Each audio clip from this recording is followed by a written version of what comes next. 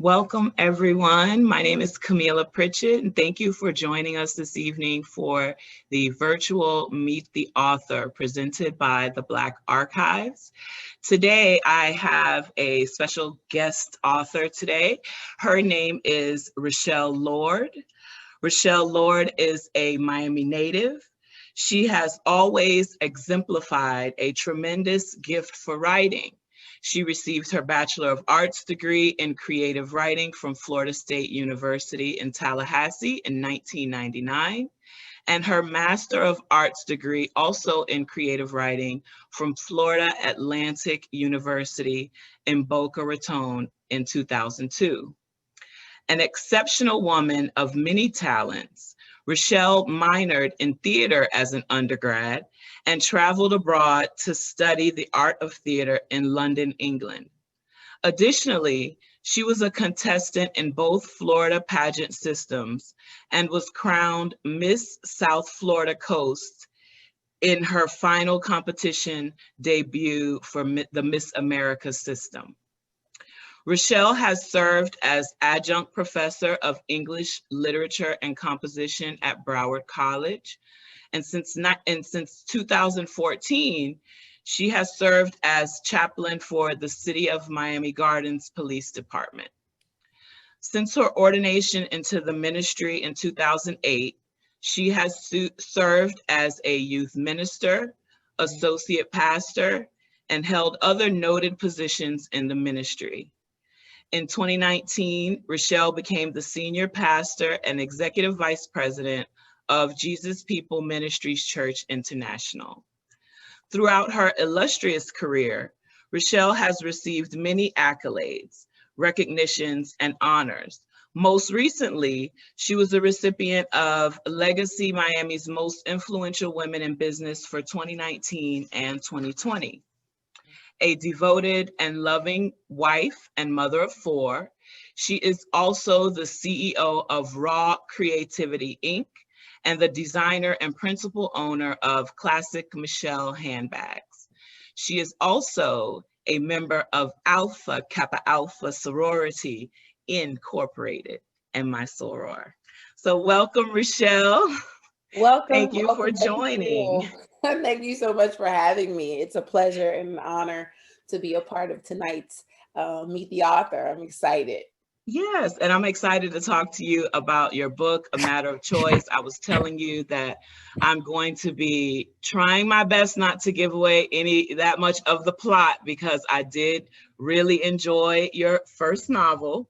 Thank you. Um, I'm but excited. Yay. yes, congratulations. Now, before we get into the book, from reading your bio, your background is very diverse and extensive. And I was, from pageants to the pulpit, literally, um, and many different experiences in between there. So as a writer, how has these varied life experiences impacted your writing style and the themes and content of your writing? That's a great question. Thank you again, Kamali, for having me for Black Archives. I'm so appreciative. Starting off, I think because I was an only child, it developed me to become the writer. I started off being a writer because I needed some form of entertainment to get all of the creativity that I was dealing with out. And I would journal, I would write things. I would see how one of my aunts, she journaled a lot. So I would do that consistently. And the love for creating stories. My dad was a storyteller. So the love and the passion for creating stories was what really began to enhance in me. And that's why I just began to, create my own stories. And as an only child growing in the home, what else are you going to do but imagine? And, that's what I started doing more so. So when I found out that I could, have a gifting or a trade in doing creative writing, when I found out that that was a major, I actually I was trying to decide, well, what do I want to do? Because I thought maybe I go into law and maybe I go into television with it. And I just kept pursuing, being creative with my genre. Now, that's another thing about what you said, how the various ways of writing, how did it become creatively? Because nothing else fit. I'll tell you what happened. I was interning while I was in college. I was interning with the news. Channel 27, I believe it is an ABC affiliate. I was interning there and I was writing for the news. As I was writing for the news, everything, no offense to the news stations, but it was so mundane, so blah, so, straight to the point, cut to the chase. They don't want to hear anything flowery. They don't want to hear anything good. It was nothing uplifting. Everything was so, just depressing. And one day I just got so tired of writing news wires. I got tired of hearing about what was going on, and they were getting excited off of the hardships that were happening. I just, what, I don't want to do this anymore. I want to bring happiness and joy and create throughout whatever I'm telling, even though there might be some realistic things that I have to deal with, but I want to bring uplifting. So that's what I started doing with my writing, and one thing led to another, and I changed from being a communications major in journalism to being a creative writing major. And from there, I just continued that. And now working with students, what does that do for you as far as developing your own craft, working and teaching? Characters. I think that was another part for me that just helped me to be exposed to see different characteristics. That's why I traveled abroad. It was to see the characteristics of people that I would be, dealing with, or that I would use as content in my writing. It was so important. So as I taught for several years, as a matter of fact, I'm still on the road, but as I taught at Broward College, it was imperative that I paid attention to my students. I could tell you through the 3 or 4 classes that we would have each semester, who was who, what they were talking about, just because of their writing. I was so engaged with the characters of each student in their writing. So that was very vital, very important. And I would imagine at Broward College, South Florida has a very diverse community. So you probably had a lot of different types of nationalities, different kinds of outlooks on life. You see characters completely. Mm-hmm. And so that was really helpful. I would say it really was. To get outside of your own worldview. Oh, definitely. Definitely. And I think that's something too, for me, is I never wanted to be in a box of, where I was from, so to speak. That was one of the reasons why I ended up going to Florida State University. I had seen some other places. I wanted to stay in the state of Florida, but FSU had a multicultural ethnicity that I was able to be a part of. And so I enjoyed it. While, we had our union experiences, our BSUs, but we also dealt with a different conglomeration of people. So it was easier for us to, just melt, if you will. Right. Now, also, you're a pastor. So what are, if any, the intersections between your creative writing mind, your spiritual mind, the theater mind, and your entrepreneurial mind? Are there any skills or values that you think help you excel across all of those areas?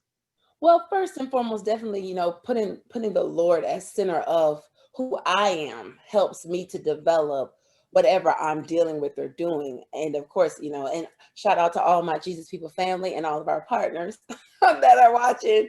I'm so excited that they are supportive. But yeah, because I am, first and foremost, I'm a believer, I'm a Christian. That guides me as to the genre of writing that I'm going to produce. While I don't, like in the book, I don't want to give a lot away, but there are several different kinds of characters in the book, and different kinds of lifestyles and different kinds of things that are that are being addressed and shown. So while, we're in this world, we might not be of the world. So there are things that I was able to share and talk about that I love. The fact that my relationship with God gives me such a ground, to promote Christianity, as well as promoting, life in general, and how to help people continue to master the choices that they make in life. Okay. Now, often people say that art imitates life, and you did talk about getting, ideas and character references from real life. Were there any specific significant experiences that you drew from in your life when you were writing this book? Well, let's go back, Kamila. Honestly, this book, like I mentioned to you earlier, it's about 20 years of the making, right? So in 1995, I started writing this book, right? And about 1999, when I was graduating from college, I used it as an entrance exam, right, to get into graduate school. It was nowhere near complete or where it is now, like nowhere near. But when I began writing this book, I was coming off of a breakup. And the book in itself was like, it was just like me challenging myself to talk about certain things, deal with certain things that I had seen, experienced. You know, it's a melting pot of all of that for Right. sure. And I think, you know, any author, as they're writing, of course, you're only writing based off of the things that maybe you've seen or you've experienced. Whether it is fiction in terms of, because a lot of this stuff didn't happen. Maybe. No, it didn't happen. You know, but It might happen to someone. it might have happened to some character somewhere, right? I usually always say, you know, the one thing about English is it's never wrong in some place, especially creative writing. It's never wrong to somebody. It's going to be beneficial. So yes, the characters evolve from different things. It was so funny. I was talking to a friend of mine and they were saying how, you know, I was reading and it reminded me of such and such, you know, and I was like, that's interesting how people can look at different characters, and if they are, you know, centering in or knowing you as a writer, they could reflect. One of my girlfriends, who she's an avid reader and she read the book like almost in 3 days.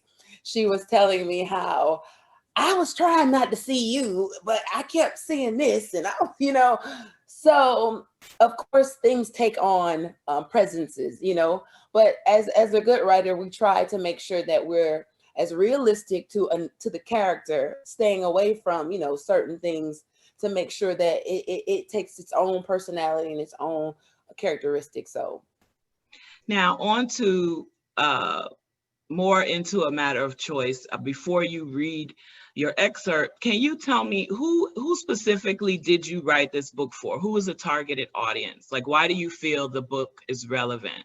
well, that's a great question. I personally think it's written for men and women. Women that are searching for, you know, just their security and their existence. And I think a lot of times some women who are in professional arenas don't even realize the security that they already are walking in, and they're competing amongst themselves and competing against others to be what they already are. So hopefully the book helps to reflect that in a way where, like I tell people a lot of times, this particular writing is to self-reflect. I can't tell you how many people, because you know we do this poll and commentary to find out, you know, just what did you think, or what did you think, you know, to get a review.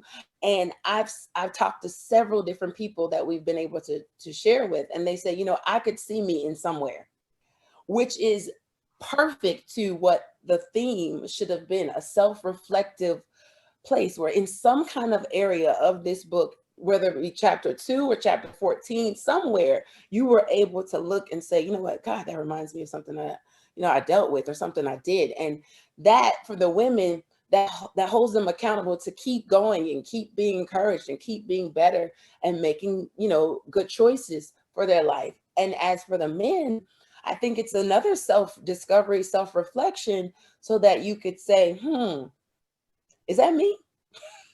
am I Right. am I handling myself like that, or should I handle myself like that? Where am I? You know, so you know, my husband and I, we read it together a few times, and you know, it was engaging and involving for the both of us, because he could see some things, I could see some things, and we were sharing about what we saw in the characters. And I think that brings about a good, you know, revelation in a book when you can Right. see yourself. Right. Right. The women can see a little bit of themselves or some of their friends, and the men can see things from a woman's perspective to see how some of these actions make Are women feel. affecting them. Definitely, definitely. So now before we go to your excerpt, I just want to let you know, so Tara Morgan Johnson left a comment saying, excellent reading. Thank you for your positive insight and your spiritual guidance. You are a very great author. Continue to write. Sisterly blessings. Awesome. So I want to let everyone know that towards the end of this conversation, we will have questions and answers. So there's a Q&A box at the bottom of the Zoom. If you want to leave your questions there as you think of them, I will read them before we get off. I just won't cut in to address them. So you can put the questions that you may have in the Q&A, and we'll answer those at the end. So now, so that those who may not have already read A Matter of Choice can kind of have a little idea, a little teaser, I already put the links in the chat so that if people want to purchase the book, they can go to those links on Amazon, Barnes & Noble, and in the publishing website. So go ahead and set up your excerpt and start when you're ready. Uh-oh, okay, here we go. Should I say what chapter I'm reading from? You can. Okay. Well, this is going to be in chapter 6. It's the chapter title is called The Corporation. And briefly, let me not read it all, but here we go. Christmas Eve had arrived, and the office turned into a scene of a Christmas story with Christmas trees, multicolored lights, mistletoe, and candy canes hanging from office doors. It seemed as if the entire building was there. I decided to join the party for a while. I then thought to rush home and pack so I could make it to the airport by 7 a.m. Christmas morning. I had to be in Miami for Christmas, but back in Atlanta by the end of the week. And while at the party, I bumped into the man himself, Oscar Brendel. We hadn't held serious conversation with each other since before Thanksgiving. I was almost sure he wouldn't say much to me since I neglected to return his call. Why come you never call me? He blurted. Surely he can't be speaking to me in such a tone and with such incorrect grammar. Why come? I thought he must have had a little too much Chardonnay by the slurs in his speech and the bluntness of his question. Nonetheless, I responded, Oscar, I was so busy. I'm so sorry. We'll have to get together one of these days. I'm going to hold you to that, Missy, he said.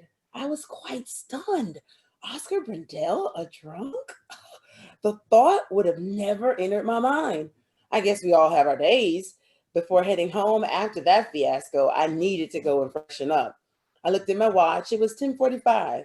Quick restroom call was in order before I headed home, and as I stood in front of the marble case in mirror, a shadow of a woman about my height, my size, and frame was standing directly behind me. Why am I nervous? I hadn't done anything wrong. As I slowly turned and glanced over my shoulder to see who it was none other than Karen. Karen Riley. Karen and I had worked together on a number of accounts, and rumor had it she was being considered for the partnership in marketing. What a coincidence. 2 Black women, the only office holders, hustling for the same partnership position. The unintentional meeting in the restroom was extremely awkward. I was quite quiet, yet managed to muster up a hello. Karen took it upon herself to say everything else. Hi, Alicia. How's everything going? Everything's going fine. That's good. I hear you're being considered for partnership. Really? What, you speechless? No, not at all. I was primping in the mirror, however, not quite finished. I tried to hurry it along so that I could quickly flee from her presence and escape the inquisitions and the nature of Karen's conversation. Well, listen, Alicia, she said in a very stern tone. I know we don't speak that often or at all for that matter, but I wanted to tell you that this firm is not in the business of giving 2 Black women a partner position. So if you can get Kemp. Kemp, I interjected. Excuse me, if you can get Mr. Doyle in room 412 at the Ritz-Carlton before I do, then I guess you'll get the position, but you better hurry. When I called for a reservation, I was told there were only a few rooms left. Immediately, I looked at Karen square in the face, eyeball to eyeball, and could literally feel the venom of disgust I had for her that seethed through my veins. Without explanation, I left the restroom, went to my office, and headed home. The entire Karen confrontation lasted for just a few minutes, and it was 11 p.m. I was headed home and trying to think about Santa Claus, reindeers, elves, and all the other good tidings that Christmas brings. But the incident with Karen was haunting me. And I'll stop there.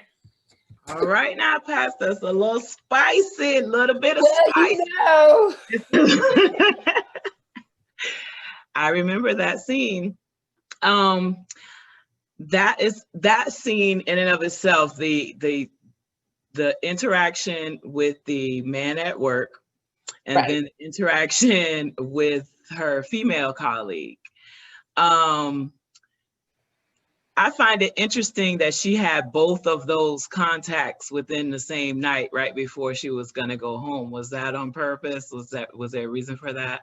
You know, I want to say this. In the beginning, she has the same interaction with these two characters, right? Mm-hmm, and then here we get it again, and it's a very pivotal time, right, because she had been ignoring a lot of stuff, and I don't want to give it away. Right.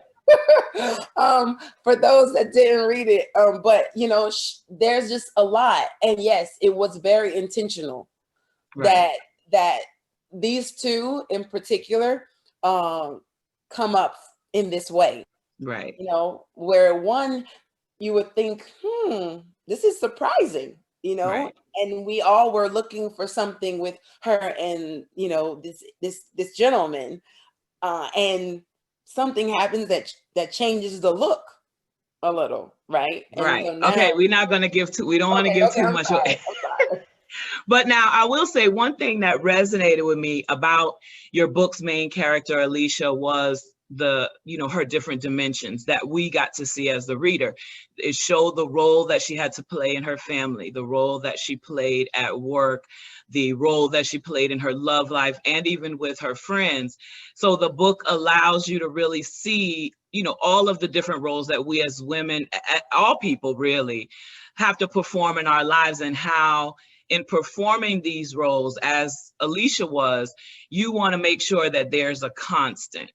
And so, like, that your core beliefs aren't changing to accommodate the different situations that you're put into. Right. So whether you're looking at it from a point of spirituality, personal ethics, character, professional integrity, you're often faced with situations where you have to walk a fine line to navigate these waters and not lose the things that make you who you are. So how important was it for you to portray those different dimensions of Alicia in the context of this story and her journey and the choices that she was faced with? You know, the reality of this particular character is that I promise you, she began to take on who she was as I wrote. Like I plot out an outline before I do any story. I outline to make sure dates work and, you know, things are in its position. But the person, the characteristics, they begin to unfold on her own. Like she could have easily become a Karen, right?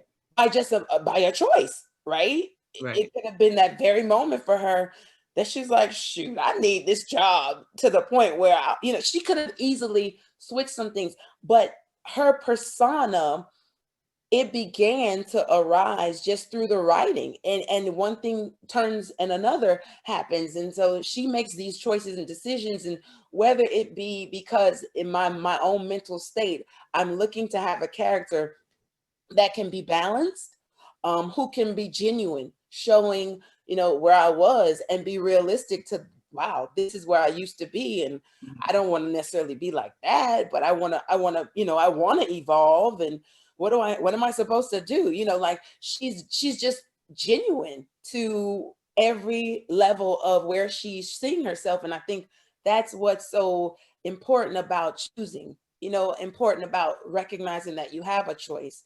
It's just a matter of it. Like, which do you choose? Where do you go? Because again, she could have easily been a Karen. Right. Right. Now, that leads me right into my next question, Okay. which is included in the title, is the recurring theme of the book, which is the word choice. Right. Who you choose to have relationships with, how far you will choose to go to get what you want in your life, which avenues you choose to take to get those things. And some of the choices that the character made weren't the choices that perhaps the reader might think that she would make.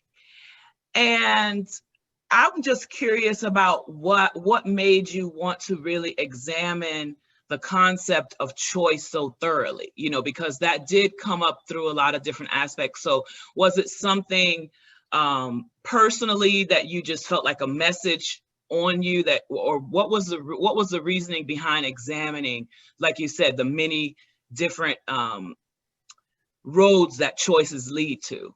Well, I think it's a realistic approach about the fact that in life, we're going to deal with a gamut of things that will happen to us. And we've got to recognize that we can't evade that. We can't run away from that. We've got to face those things, whether we want to face them or not. And so we're going to have to make certain kinds of choices in our life. And I want it to be as realistic as possible with that, especially like with the part that I just read.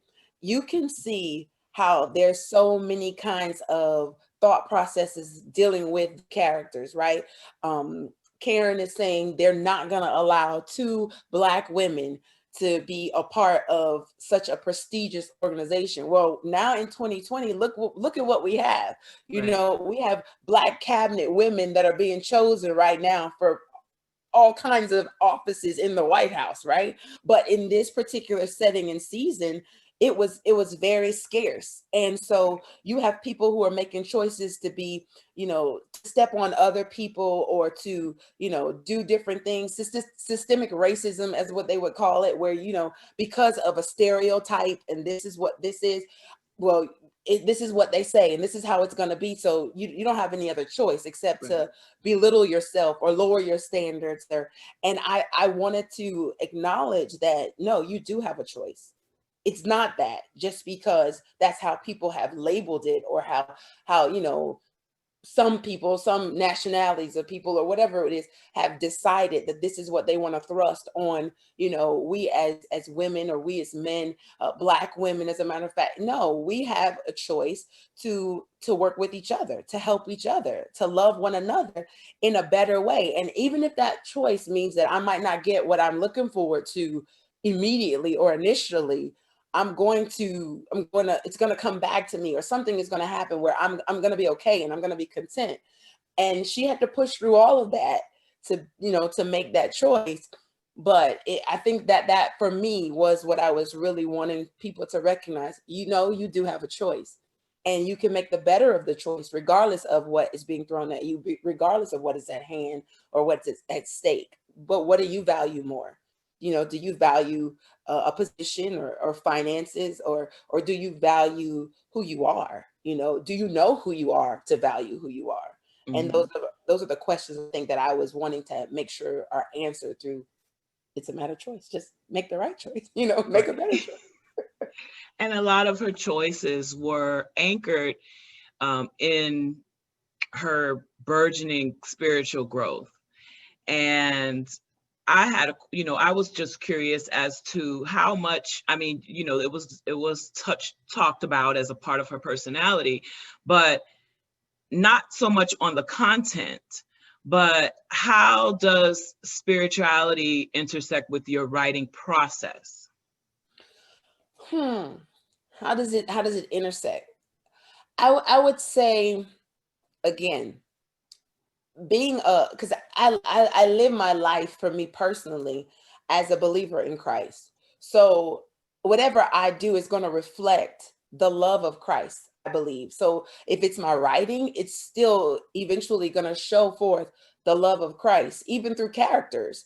Like one of them somewhere is going to represent the love of Christ, so that foundation is always, there. Like with Marvel, you're always going to get, um you know, you're gonna know that the superheroes are in sync. They're around. So that is always gonna be an underline, if you will, of that, you know, that God is available and he's there. And I think that's, you know, for any author, you have something that you're bound to.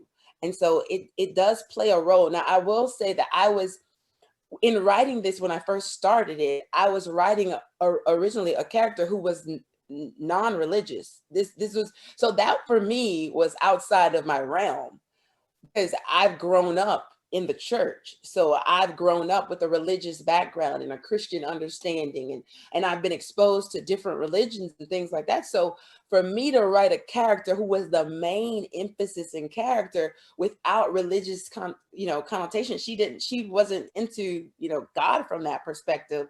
That to me, and I was asking people that knew me, how do you feel about that character? You know, what do you think about it? Is she real?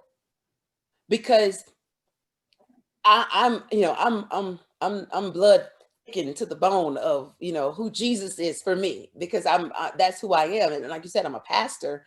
So me loving the Lord and showcasing him in everything I do, that's easy, right? But for me to be relatable, for this character to be loved, I wanted her to be real. Right. And not be exposed to, you know, this Christendom, if you will, from a way that would repel people. Like you like Alicia because she's who she is, and then you get to know her, and then you're like cheering for her to, like, girl, do what makes you feel good. Like, what is it that's gonna make you feel good right now? Right. And if it's getting yourself, you feel like you need to get yourself a little bit better spiritually, then go find out what you need to do. Like, whatever that thing is for you, do it, you know? And I think that is where my spirituality is always going to lead me to, hey, the only way you're going to have that is through the Lord, you know? And the only way that's going to be a benefit for your life is well, that's my experience, you know? So I'm going to share that from that perspective. And I think that's how, you know, it reads in through the writing. Yeah. And I mean, the other version of Alicia that you may have started with, that girl does exist.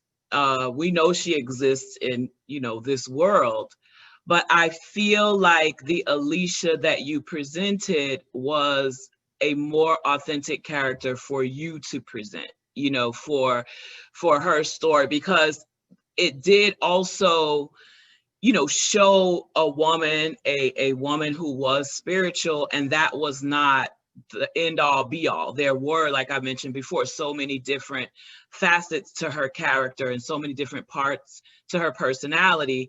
And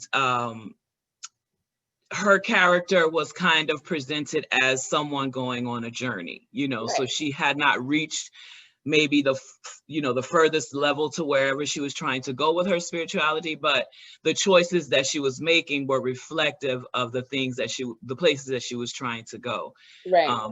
In all the different aspects, from work and everything else. So now, and again, I do want to say, now this book was a novel. You know, I didn't read the book and feel like it was a religious book by any means. And it, you know, if that excerpt didn't let people know, you know, so that, you know, that was a part of her personality. But I do feel like, you know, the messaging in the book was very important for me as a woman, for young women who are trying to excel and move up in their career, younger women, you know, who are just starting in their careers. So I want to ask you, you know, we talked as a writer, a lot of, you know, what you talked about was the process, but outside of the book, as a spiritual leader, what would you advise young women who are working to make their achievements and who may be faced with some of these choices and, you know, are trying to balance their desire for acceleration in the different things that they want in their life, but also spiritual growth? what would you say as someone who, being realistic, and even, the book showed a lot of realistic circumstances. You're not living in a bubble. Right. You are not you're not walking around where you just, coming in contact with only super saved Christians all day. Right. You have to, interact with the world. So what would you say to these young women where what they're up against? And they were going to be having to face these choices. And that is a really good question. Originally, being as the pastor, my role and call is to help people to first get an understanding of what their value is in Christ. So if I'm talking to anyone, I would first ask them, like, where are you with your spiritual understanding, your spiritual life? What are you sensing or seeing about, who God is to you? Because the only way we can get on a level playing field or a understanding, a true conversation, is for me to know exactly where you are in your belief. And then once I get an understanding of where they are, because sometimes people, they have an understanding of God, but they don't really, it's not as close to them as they would want it to be. He's not as close to them. And so my thing is, I try to help people get the difference of understanding what church is and what a relationship with God through going to church is, and then, as we begin to share and talk, my encouragement for anyone is to grow in your faith in God first and foremost, because if you don't really believe or have belief in who God is to you, you're only going to be able to go so far in what faith provides, right? And until you really get the true understanding of who God is and how relevant he is in your life, then you're going to be, you're wanting more. There's this parable in the Bible that talks about this precious pearl. And when a man really finds the understanding of what this pearl is, the value of it and what it really means, like he'll go after it even the more. He'll start digging and looking and searching so he can get this value to be a part of, his life. And that's how a relationship in God is. And that's what I encourage women, men, if they're really wanting to, elevate their lives and they're soul searching or they're looking for something. First, you got to understand the value of who God is for you. And then once you understand the value, you'll start making the choices that lead you into this succession in God as life grows in everything. So that's the balance first. Like we've got to get the evil playing field of our understanding. And once we can do that, I mean, I love to share with people that the choices, they become natural, because who's going to put, like, seriously, who's going to put salt in their tank, in their gas tank, when they know that's going to explode it, right? But if I know the right kind of gas I need, this and that, I'm going to put the right stuff in my tank. So that's how you have to approach the relationship with God and getting to know him. And then you get to start making choices that better that relationship. And that's going to help better the life. It's a matter of choice that you have that's the perfect title. Right. It's a perfectly packaged story that, even though it is set in the 90s, which I love the nostalgia. Can't you just see it? And I hope for all that read, like, I was saying, or the ice cream truck, the floppy disk, she talks about putting her disk in and taking it. Like, don't you miss that and a little the answering machines and everything? Yes. You can hear. Remember when people used to leave an answer machine, you could decide, oh wait, let me pick it up. You can't even do that anymore. Right. So I love that. I love the nostalgia of the book. I'm going to ask if anyone has any questions. They can start to put them in. Another comment from Tara: you have shared visions, thoughts, beliefs, personal growth, and spiritual insight in my life. Thank you. Oh, thank you. God bless. It's wonderful. Awesome. I know you have questions. Y'all have questions? Yeah, you have to have some questions.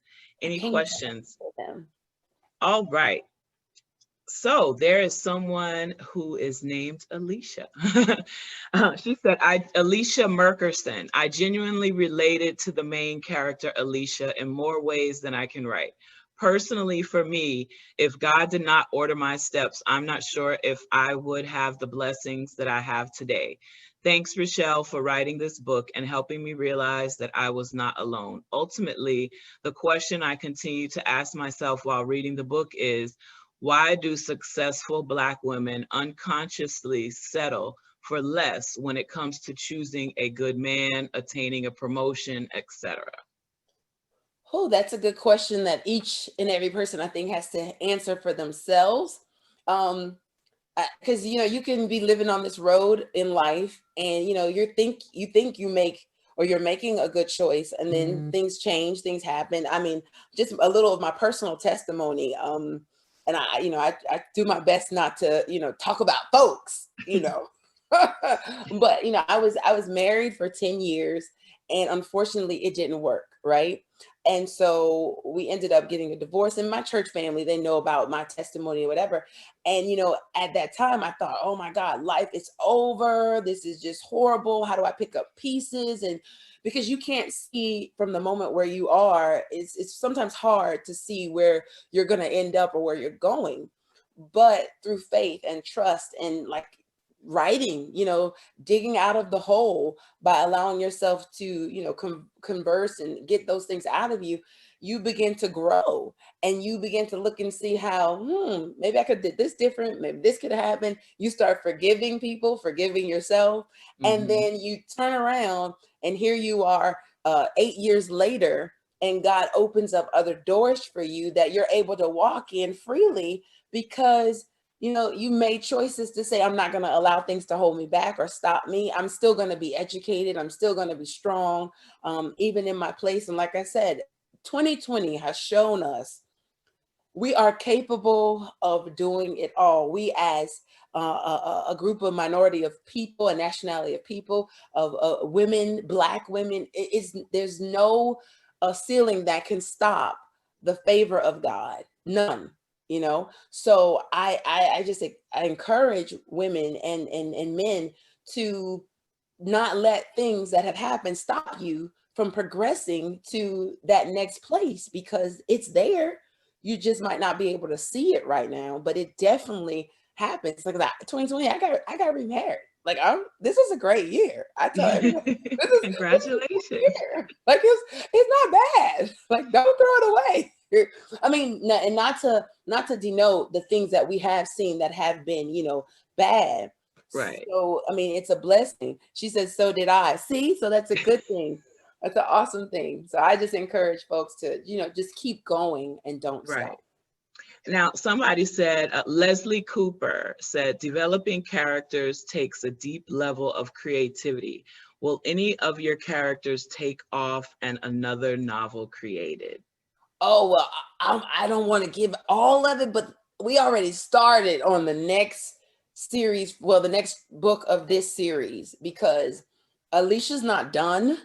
And there's a lot of stuff that people were asking about this relationship, that relationship. So we will see what happens to those relationships. Some people like literally emailed me or said, okay, what happened? Because you did not end that like that. Like, oh my God, why did you do that?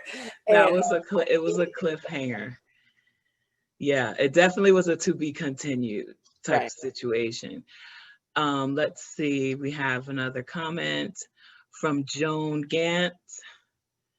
More of a comment than a question. There's a scripture that reads, a man's gifts will make room for him and bring him before great men. There is an anointing on Pastor Richelle that trickles down to the body. Thank you for sharing your gifts. You're so welcome, Joan. I love her. She's amazing. All my fans, they're my support. So I really appreciate that. And it also brought to mind when Alicia was commenting on, why successful Black women unconsciously settle for less. So I think the key thing in that statement was unconsciously. I think that it's important, like your character from the book, she has a best friend who keeps her grounded, who she checks in with, who is looking out for the best for her. So sometimes you don't know that you're settling for less because you haven't, like you said, seen past the immediate pain or the immediate obstacles where you are. And so sometimes if you don't even know what's out there, what's attainable, you don't even know that that's something for you to get. Right. You don't think you're settling. You think you got what's there to get, you know? And so I think that the book, because of, and I talked about it earlier, how it showed the characters' relationships and her different connections, that the village that we create for ourselves is also very important in helping us get to wherever we're trying to go. You know, right. if you have people that are on the same trajectory, that have either been where you're going or trying to go where you're going, you know, your road there will be a little bit less cloudy because, you know, you're surrounding yourself with people who are trying to do the same things. Exactly. Exactly. I'm completely in agreement with what you just said. I don't even have a comment because that's so true. So I don't see any more questions. Let me see. Do we have any more questions? No questions. Oh my gosh. Okay, another comment. Oh, wait, let's see. Another comment, Carolyn Randolph. Oh, okay. This is the first book I've read in a long time. I could not put it down. Congratulations on a great book. Beautiful book about family, heart, and love. Oh, thank you. That's my other mother. And I know my mother, I have like 3 mothers on tonight. So that's my other mother. Thank you so much. Let me see. We had some issue. I had a little issue with the live, getting the live feed to go over to Facebook. So I'm going to check there. I don't see any comments on the Facebook. I don't see any comments. Jessica Spencer suggests maybe a short film next. Well, if we can get this book sold, you know, over and over again. That's right. I saw one of the questions that you were asking me earlier. I think you asked me, I know you sent me the question that said about the dimensions of her family. Yes. And her family was also another consistent part of her life that, you know, that kind of kept her grounded, and she loved, you know, to promote or produce whatever she could to be a blessing to her family. Now that I think came out of my own character, because I love to make sure that I am pleasing to my family, you know, and I think family should be the nucleus of how we live our lives.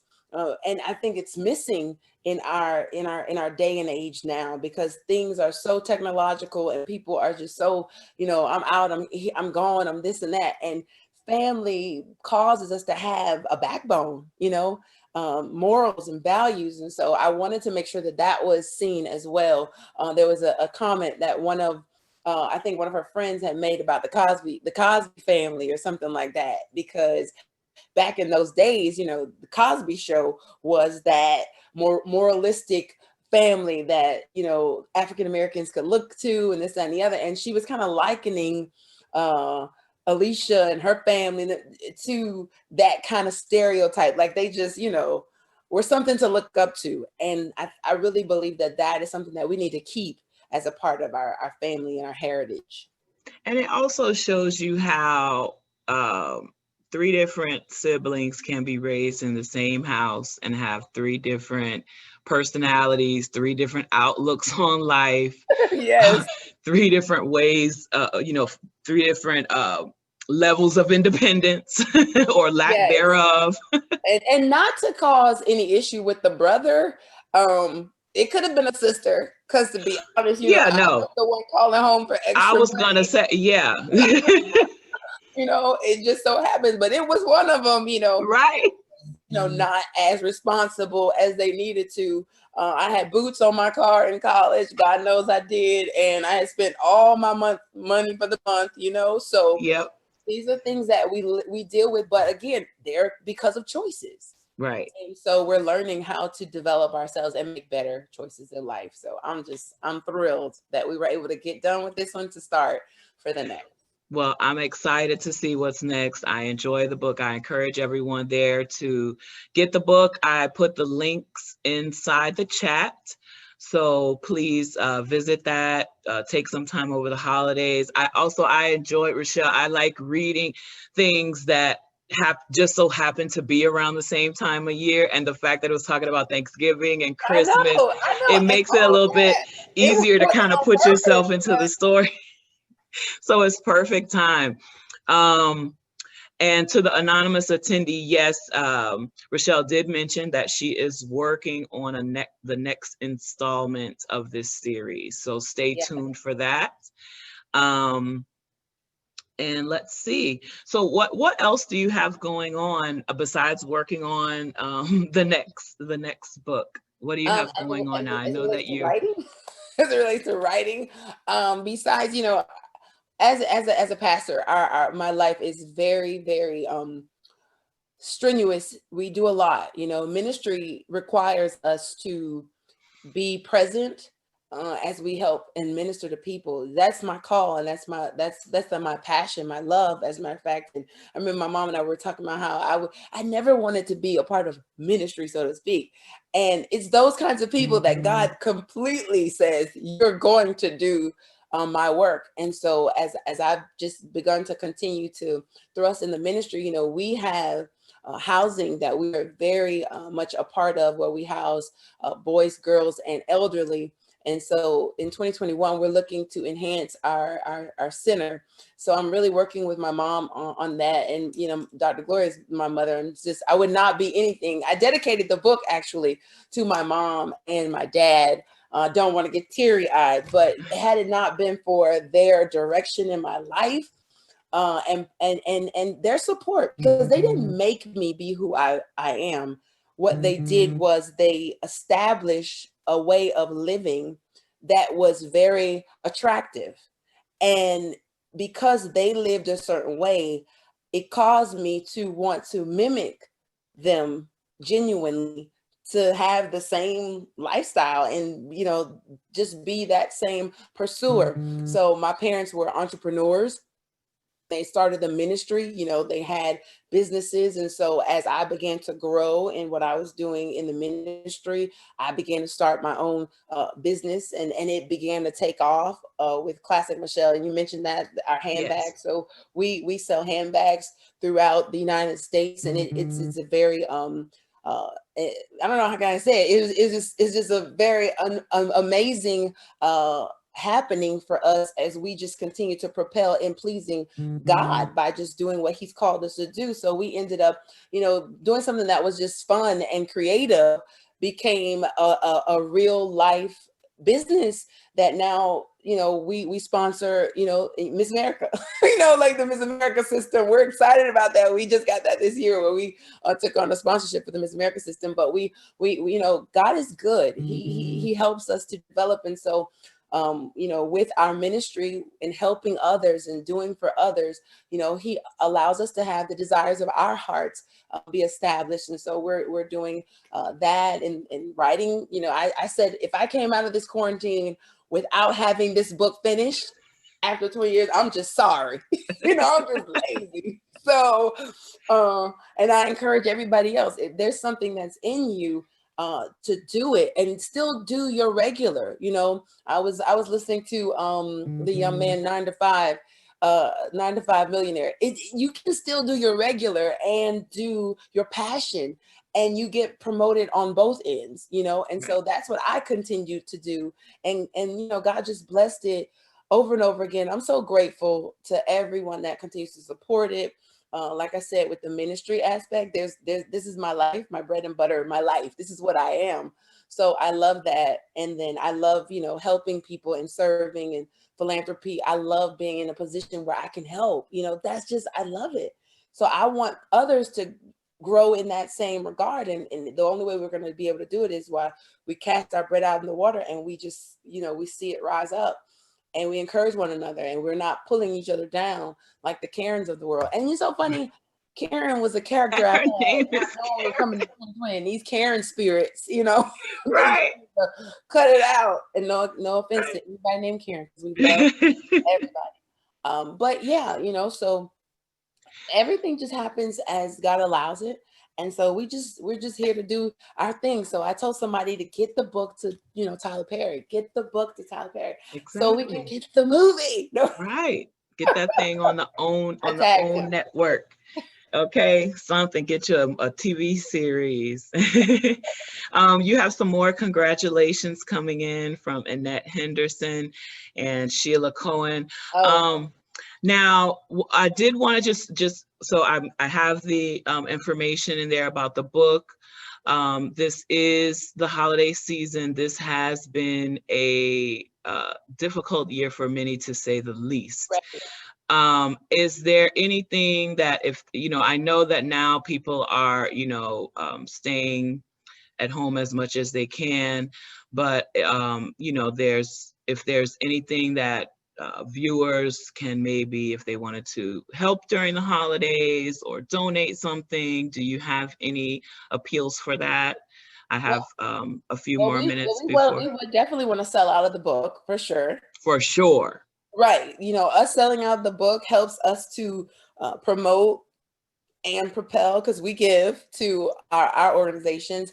But I would like to encourage just everyone who's listening and watching to be an encourager of others, to be dedicated in this particular season, to be an encouragement to others, so that if they see your promise of making things happen and being consistent and being dedicated, then that would help them to be dedicated and not be a complainer, but more of a commender, not be distraught, but more of someone that's dedicated, that has this heart to see people increasing. And I think in this season, that's what people need. People are so hurting right now because of the things that we're seeing in our world and our nation divided. They need to see people who are feeling good about their lives in spite of things that may Right. not be what they really want. But there's so much good, there's so much better that we could just continue to work in together. And it's not like like this cookie cutter answer. It's just recognizing that I can do better for me, and as I do better for me, it's going to be a blessing for someone else to do better for them. And if each person does better in our lives, then that's going to make a better world. It's going to make a better community and a better place. So our dedication to stay strong and keep going and not giving up and not giving in is going to help us, to live better and live with others in a place of, goodness. So it's a matter of choice. So we can make the choice. And I go ahead. No, I was going to say that that's a perfect bow to wrap on the end of this conversation. Right, right. I think that let me see. Do we just have a lot more congratulations All my coming sorority through. sisters, I love them too. This is my Yes. anniversary time, so I'm getting excited, and I appreciate them. And one more thing too, before we end it, I did want to just say a quick word of prayer, just thanking the organization for allowing these kinds of things to happen for authors, and for you guys to continue in what you do and how you elevate minds, just to open your hearts and open your understanding to receive literature that may not necessarily be something that you would have thought to read or look to have, but yet and still it exposes something. And I'm just very thankful that God allows platforms like this. And so I know you guys, do so much, and people need to contribute to you as well, to keep you guys going. So I want to thank you on behalf of my family. And I just pray that the blessings of the Lord continue to encourage, you guys, continue to encourage the viewers, continue to encourage all of us, that we would stay strong in this hour and in this season, and that we would just run after the choices that God has set up for our lives, so that we can increase, so that we can, be better. And as we are, it's going to help and bless someone else. So I pray that over you in the master's name of Jesus. And I thank you guys again for allowing me to share. Much appreciated. Thank you so much.